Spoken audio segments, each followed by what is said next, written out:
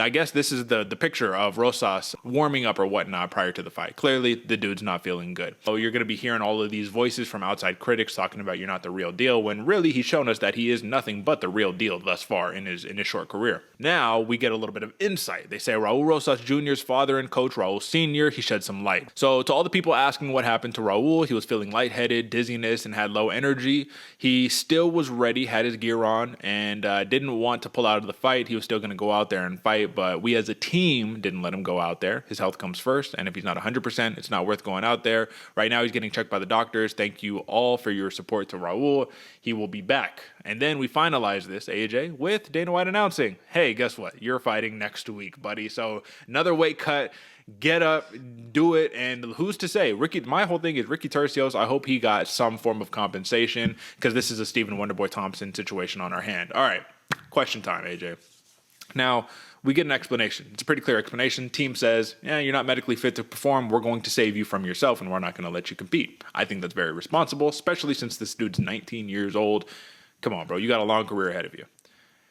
I don't think that's the opinion of the brass, though, of the UFC or of just MMA fans. I think they're going to get a lot of hate going his way, talking about you're scared, you didn't want to fight him, pull out merchant, that whole entire nine. What camp are you in, man? Are we the reasonable camp, or are you saying, nah, dude, listen, you up there with the big boys in the UFC, this is not going to go lightly for you? What do you think?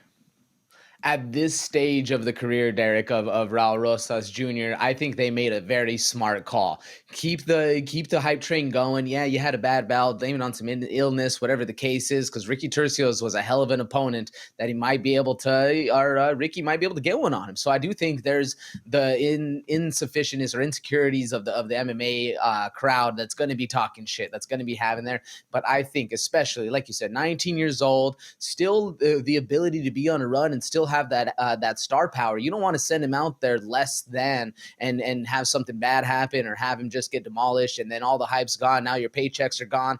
I do think they made a smart, cool one for fighter's safety and obviously his own kid. I mean, it makes a lot of sense when you think about it like that, but also just for the career path that Raul Rosas has a lot of potential to have.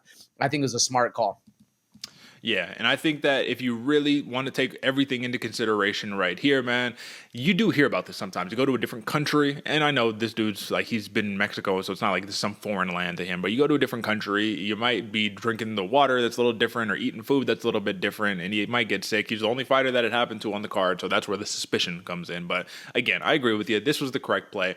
You have to have special circumstances. This kid is 19 years old. Like, come on, let's think about the longevity right here. So I'm just excited for them to run it back. The only thing that I hate is that they have to cut weight again, and now this complicates the betting edge here, AJ. The betting edge now turns into, what do these fighters look like on 2 weight cuts in the span of 2 weeks? You went from high elevation back down to Vegas. It's going to be interesting. It's going to be interesting.